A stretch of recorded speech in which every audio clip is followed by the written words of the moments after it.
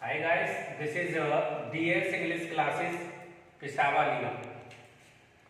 आप देख रहे हैं इधर ये जो टॉपिक है ये क्वेश्चन वर्ड का ये थोड़ा डिफिकल्ट टॉपिक है। ये बच्चे के समझ में ऐसे ही नहीं आ जाता, इसको समझने के लिए थोड़ा ज़्यादा आपको माइंड लगाना पड़ता है। जैसे अभी देखते हैं आप कब या किस समय, इसकी अंग्रेजी व्हेन भी लगा सकते हैं और व्हाट टाइम भी लगा सकते हैं। But there is a big difference between these two question words. कब या किस समय के लिए व्हेन लगाते हैं, परंतु जब किसी ऐसे काम का जिक्र किया जाता है जो 24 घंटे में निश्चित रूप से किया जाए, तब कब या किस समय के लिए आप व्हाट टाइम लगाएंगे। तो दोनों के बीच का ये बहुत बड़ा डिफरेंस है। आप सोचते होंगे कब या किस समय की बात हो रही है तो व्हेन लगा सकते हैं, बट अगर आप इसको ध्यान से देखेंगे तो यहाँ पर आपको डिफरेंस निकल के आ जाएगा। जैसे एग्जाम्पल के माध्यम से समझने की कोशिश करेंगे इस बात को। आप मैच कब खेलते हैं, और दूसरी बात है आप खाना कब खाते हैं। आप मैच कब खेलते हैं, दूसरी बात क्या है आप खाना कब खाते हैं। आप सोच के देखिए, आप मैच कब खेलते हैं ये ऐसा वर्क नहीं है कि जिसके बिना 24 घंटे में काम नहीं चलेगा। हो सकता है आप कहने लग जाओगे कि हम जाड़ों में मैच खेलते हैं, या कहने लगे हम गर्मियों में मैच खेलते हैं, ऐसे भी होता है। फिर दूसरी बात, आप खाना कब खाते हैं, ये वो बात है कि जो आप 24 घंटे में जरूर करते हैं, निश्चित रूप से करते हैं। तो इसको कैसे बनाएंगे, आप मैच कब खेलते हैं। कोई भी इंट्रोगेटिव हो, सबसे पहले आप क्वेश्चन वर्ड लीजिए, जो भी इसका क्वेश्चन वर्ड है। उसके बाद देखो वर्ब हमेशा दो के अनुसार लगती है। वर्ब एक तो टेंस के अनुसार लगती है और दूसरा उस वाक्य का जो सब्जेक्ट होता है उसके अनुसार लगती है। जैसे आप यहाँ पे देखेंगे आप मैच कब खेलते हुए, जो वाक्य है प्रेजेंट इंडेफिनिट का है, तो इसमें जो हेल्पिंग वर्ब लगती है वो डू या डज लगेगी। आपको सब्जेक्ट भी देखना पड़ेगा। देखो मैच खेलने का काम कौन कर रहा है, आप मतलब यू के साथ से लगता है डू। तो पहले आप क्वेश्चन वर्ड लगाइए व्हेन, फिर उसके बाद हेल्पिंग वर्ब लगा दीजिए उस सब्जेक्ट के अनुसार। तो व्हेन डू यू, इसके बाद यहाँ पर वर्ब की बेस फॉर्म आएगी, मींस फर्स्ट फॉर्म आएगी। तो when do you play the match, question mark लगा दीजिए। फिर इसके बाद आप इसका जवाब दे रहे हैं तो आप उसी टाइप का इसका आंसर दीजिए। आप इसका जवाब उस तरह से दीजिए जो हमको लगे कि हाँ भाई ये 24 घंटे का समय नहीं है। जैसे यहाँ पे क्या है कि मैं रविवार को मैच खेलता हूँ, इट मींस आप स्कूल जाते हैं डेली, आपको टाइम मिलता नहीं खेलने का। फिर भी अगर यहाँ रविवार को मैच खेलने का मतलब क्या है कि आप सिर्फ एक ही रविवार को नहीं खेलते हैं। देखो इंडेफिनिट क्या होता है, जब किसी काम का जिक्र बार बार, मतलब आपके हैबिट में कोई वर्क आ जाता है। जैसे आप कहने लगोगे मैं खाना खाता हूँ, मैं मैच खेलता हूँ, आप उस बात को कब कहोगे, जब आप उस काम को डेली करते हो। तो ऐसे ही आप कह रहे हैं कि आप मैच कब खेलते हैं, तो आप कह रहे हैं मैं रविवार को मैच खेलता हूँ। तो एक ही रविवार को खेलने को आप ये नहीं कह सकते कि हाँ सब, वो आपकी हैबिट नहीं बन सकती। एक ही रविवार को खेलना आपका हैबिट नहीं है। आप हर एक रविवार को खेलते हैं, वो आपकी हैबिट है। तो आप बनाएंगे कैसे, I play the match on Sundays. Then या तारीख से पहले आप यहाँ प्रीपोजिशन ऑन का प्रयोग करेंगे। यहाँ पर मैंने संडेज लगाया है, संडे नहीं करा है।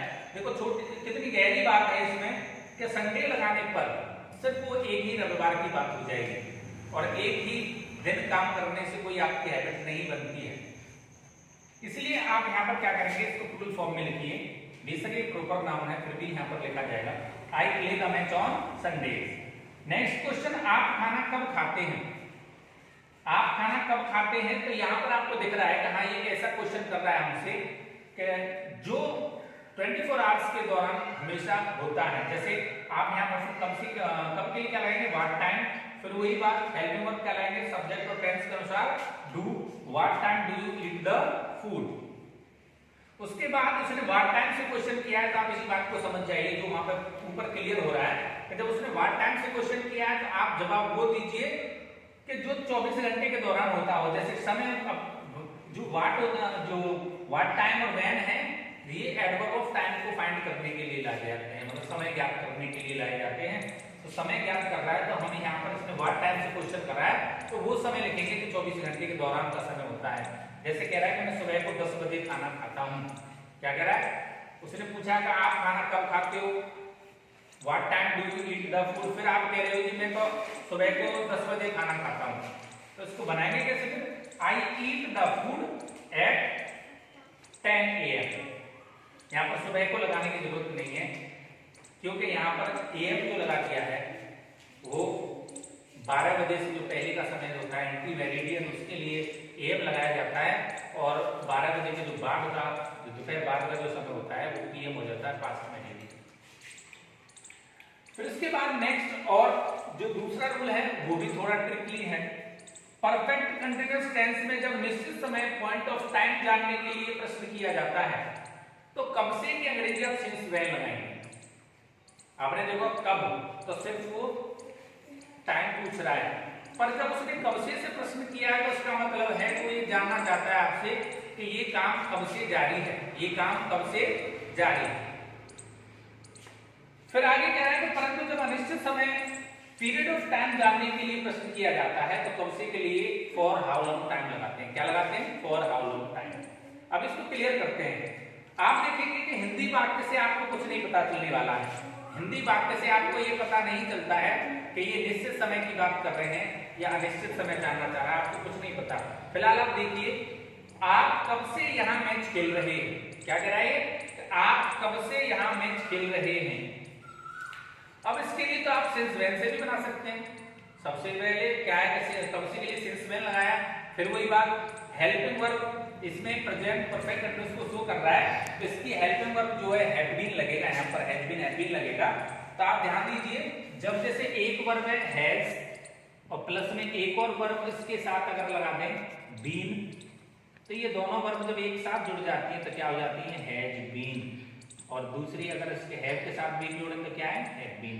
तो जब दो वर्ब एक साथ जुड़ के आ रही है तो इन दोनों को बोलेंगे कंपाउंड वर्ब। ये जो कंपाउंड वर्ब इंट्रोगेटिव में यूज करी जाती है उसका आधा हिस्सा पहले लगाया जाता है। जैसे क्वेश्चन वर्ड लिख दिया सिंस व्हेन, तो आधा हिस्सा पहले लगाया। आपको दिख रहा है कि कौन खेल रहा है? आप, मतलब यू। तो यू के साथ से हैव बीन लगेगा तो पहले हैव लगाइए, फिर यू सब्जेक्ट के रूप में लाइए, उसके बाद बीन लगाइए। बाई चांस नॉट आ जाता है तो बीन से पहले नॉट लगा लीजिए। Since when have you been playing the match, तो यहाँ के लिए क्या आ जाएगा? हियर। इसी सेंटेंस को आप ऐसे भी बना सकते हैं, आप कब से मैच खेल रहे हो। For how long time have you been playing the match here. मतलब आप दोनों को हिंदी से आपको नहीं पता चल रहा है, फिर ये डिफरेंस हमको कैसे पता चलेगा? डिफरेंस हमको ऐसे पता चलेगा कि जैसे अगर ये सिंस व्हेन से उसने क्वेश्चन किया है, मतलब कि कोई भी हमसे क्वेश्चन कर लेता है कि since when have you been playing the match here, जैसे इसमें ही हो रहा है क्वेश्चन, तो उसने सिंस व्हेन से क्वेश्चन किया है तो हमको ये सोचना चाहिए कि सिंस का प्रयोग जब हम करते हैं तो पॉइंट ऑफ टाइम के लिए करते हैं, निश्चित समय के लिए करते हैं, तो उसमें आप उसके जवाब में आप वहां पर निश्चित समय ही बताइए, उसको निश्चित समय बताइए। क्लियर? तो कैसे बता रहे हैं कि मैं सुबह से यहाँ मैच खेल रहा हूँ, I have been playing the match here since morning. देखो एक चीज और ध्यान रखने की होती है कि इंग्लिश की में जो ट्रांसलेशन कर रहे हैं, आप हिंदी के वाक्यों को इंग्लिश में लेके आ रहे हैं, तो उसमें तुक्काबाजी कुछ नहीं होती है।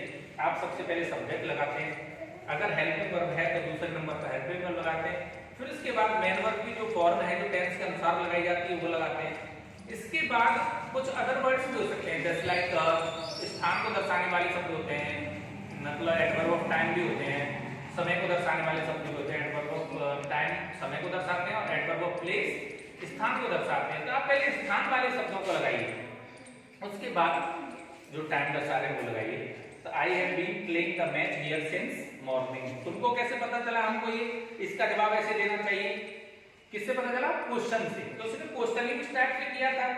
सिंस व्हेन से क्वेश्चन किया था, तो हमको जवाब कैसे देना है? निश्चित। अब उसने क्वेश्चन हमसे किया कि for how long time have you been playing the match here, आप कब से यहाँ मैच खेल रहे हैं। तो हमको दिख गया इसने फॉर हाउ लॉन्ग टाइम से क्वेश्चन किया है, तो फिर हम आप अपना जवाब अनिश्चित में ही देंगे। जैसे I have been playing the match here for a long time, मैं काफी देर से खेल रहा हूँ, मैं 1 घंटे से खेल रहा हूँ, मैं कुछ समय से खेल रहा हूँ। आप ऐसे करके इसके जवाब दे देंगे।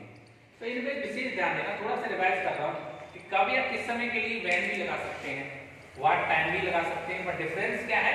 डिफरेंस ये है, अगर आपको लगे कि ये 24 घंटे के दौरान की बात नहीं कर रहा है तो आप कब या किस समय के लिए व्हेन लगा सकते हैं। आपको लग रहा है कि 24 घंटे के दौरान की ही बात कर रहा है, ड्यूरिंग द 24 आवर्स की बात कर रहा है, तब आप वहां पर व्हाट टाइम लगा सकते हैं। उसी टाइप से अगर क्वेश्चन है तो उसी टाइप से जवाब दीजिए। अगर व्हेन से क्वेश्चन है तो उस टाइप का जवाब दीजिए जो 24 घंटे से का कोई लेना देना ना हो। और अगर व्हाट टाइम से क्वेश्चन है तो फिर जवाब 24 घंटे के दौरान के समय का ही होना चाहिए। जैसे सुबह दोपहर शाम आप बोल सकते हैं, नो प्रॉब्लम। आगे दूसरा रूल यही था कि कंफ्यूजन हो जाती है हमको तो परफेक्ट, जैसे कब से कब और कब से में डिफरेंस क्या है। कब तो सिर्फ समय जानना है, समय तो वो भी जान रहा है, पर उसमें से का मतलब क्या है तो वो ये जानने की जो चेष्टा कर रहा है, ट्राई कर रहा है कि ये काम कब से जारी है, इसलिए वहां पर आप सिंस व्हेन या फॉर हाउ लॉन्ग टाइम लगा सकते हैं। डिफरेंस क्लियर है। सिंस व्हेन से क्वेश्चन कर रहा है आप निश्चित समय बताइए, और फॉर हाउ लॉन्ग टाइम से अगर क्वेश्चन कर रहा है तो अनिश्चित समय बताइए। और ये क्लियर है, तो नहीं कंफ्यूजन इस बात पर हो रही हुई कि कब से यहाँ पर कुछ अलग दिख ही नहीं रहा। हिंदी के वाक्यों से कोई वो नहीं है, हिंदी के वाक्य आप फॉर हाउ लॉन्ग टाइम से भी बना सकते हैं, सिंस व्हेन से भी बना सकते हैं, पर डिफरेंस कहाँ पड़ता है? डिफरेंस यहाँ पर पड़ता है कि अगर सिंस व्हेन से क्वेश्चन है तो आप जवाब उसका निश्चित समय में ही देना पड़ेगा आपको, और फॉर हाउ लॉन्ग टाइम से है तो आपको जवाब उसका अनिश्चित समय में देना पड़ेगा। तो आज के लिए इतना ही बस।